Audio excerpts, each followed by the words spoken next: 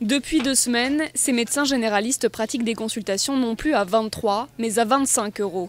Une pratique illégale, mais c'est devenu selon eux la seule manière de se faire entendre. C'est un moyen de protester, puis c'est un moyen de reconnaissance. Il y a un moment, on est spécialiste en médecine générale, on assure une mission auprès de nos patients en permanence.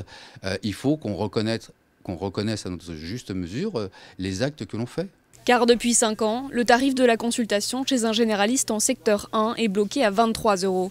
Pour ne pas sanctionner les patients, ces médecins rebelles ne pratiquent cette majoration qu'en tiers payant, du moins pour l'instant. Le patient n'avance pas d'argent et donc c'est le médecin qui est pénalisé et pas le patient. Évidemment, si le mouvement se poursuit et se généralise, ce sera évidemment les patients qui payeront les 25 €. Et d'ailleurs, les patients nous disent 25 €, ça nous paraît tout à fait raisonnable comme demande. Autre mode d'action chez cette généraliste d'Indre-et-Loire.